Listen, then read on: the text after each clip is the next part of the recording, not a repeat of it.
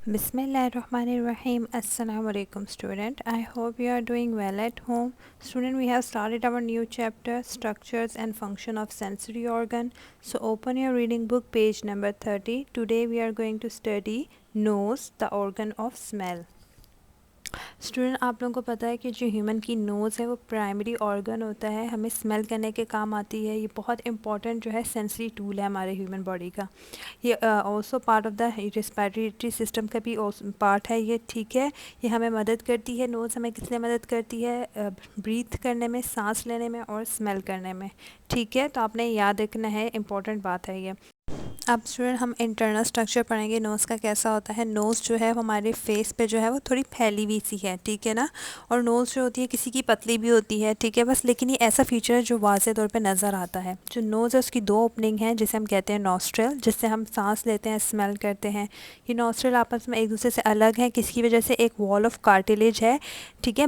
Cartilage होती है पतली सी हमारी नोज़ के अंदर, एक हड्डी है जिसकी वजह से दोनों आपस में से नॉस्ट्रल जो है वो अलग हैं, जिसे हम कहते हैं सेप्टम, ठीक है। एक मेन नेज़ल कैविटी है, जिस नेज़ल कैविटी में क्या है? ऑल फैक्ट्री हेयर्स हैं। आपने देखा हमारे नोज़ के अंदर हेयर्स होते हैं, ये ज़्यादा इसलिए मौजूद होते हैं। ये हमारे नोज़ के अंदर जो है अगर हम ब्रीथ भी करते हैं तो ज़्यादा कोई ऐसी चीज़ नहीं होती जो हम नोज़ जो प्रोटेक्ट कर रही होती है। कुछ ऐसी चीज़ हमारी नोज़ के अंदर नहीं जाने देती जो हार्मफुल होती है, क्योंकि हेयर्स जो होते हैं वो हमारी जो है प्रोटेक्ट कर रहे होते हैं। जो ऑल फैक्ट्री हेयर्स होते हैं इनके अंदर क्या होता है? कीमो रिसेप्टर्स होते हैं। नोज़ जो है हमारे, इसके अंदर एक म्यूकस स्क्रीटिंग होती है, मेम्ब्रेन होती है जो कि स्क्रीट करती है म्यूकस, ठीक है। गीला गीलापन होता है, हमारी नोज़ जो है हमेशा ड्राई नहीं रहती जिसकी वजह से, तो ये म्यूकस होता है जो हमारी नोज़ के अंदर से मेम्ब्रेन जो होती है स्क्रीट कर रही होती है। अच्छा स्टूडेंट, अब हम पढ़ेंगे फंक्शन, नोज़ फंक्शन कैसे करता है। एयर जो है हमारी बॉडी के अंदर किस तरह जाती है? नॉस्ट्रल के थ्रू जाती है। जो कीमो रिसेप्टर होते हैं ऑल फैक्ट्री हेयर्स के अंदर, वो डिटेक्ट करते हैं और आइडेंटिफाई करते हैं ये स्मेल किसकी है, कैसी है। जो ऑल फैक्ट्री हेयर्स होते हैं वो कनेक्टेड होते हैं नर्व सेल से, जो कि सिग्नल जो है वो ब्रेन तक पहुंचाते हैं। जो ये सिग्नल्स जो होते हैं ये फिर एक्सप्लेन होते हैं ब्रेन के अंदर, ठीक है। इस रिज़ल्ट में क्या होता है? हमें पता चलता है स्मेल किसकी है, किस चीज़ की है, कैसी है। ओके, अब हम पढ़ेंगे रोल इन रेस्पिरेशन।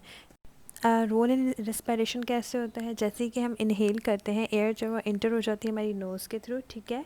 जो इसमें म्यूकस मेम्ब्रेन होती है फ़िल्टर का काम करती है और ट्रैप कर लेती है सारी इम्प्योरिटीज़, जिसमें डस्ट पार्टिकल, कार्बन, पोलन और जितने भी पोल्यूटेंट होते हैं वो सब हमारी जो है म्यूकस मेम्ब्रेन जो होती है वो फ़िल्टर आउट कर देती है, ठीक है। तो इस तरह हमारी जो एयर है वो हमारी बॉडी के अंदर इंटर हो जाती है। जो एयर है वो बाद में वार्म मॉइस्ट जो है वो एयर जो है वो हमारे लंग्स के अंदर चली जाती है, किसकी मदद के साथ? विंड पाइप की मदद के साथ। और जो लंग है वो क्या करता है? ऑक्सीजन ले लेता है एयर के अंदर से और जो ट्रांसफ़र कर देता है कार्बन डाइऑक्साइड आगे। जैसे हम एक्सेल करते हैं, ठीक है, तो एयर जो होता है उसमें हाई कार्बन डाइऑक्साइड होता है, तो वो लंग्स को छोड़ देता है और हमारे नोज़ के थ्रू वो बाहर आ जाती है इन्वायरमेंट के अंदर, ठीक। इस तरह कार्बन डाइऑक्साइड बाहर आ जाती है और ऑक्सीजन हम अंदर ले जाते हैं। तो स्टूडेंट, ये था nose the organ of smell. इसका स्ट्रक्चर और फंक्शन हमने रीड कर लिया है, आपने भी अच्छे से रीड करना है घर में। Okay, till then take care, अल्लाह हाफिज़।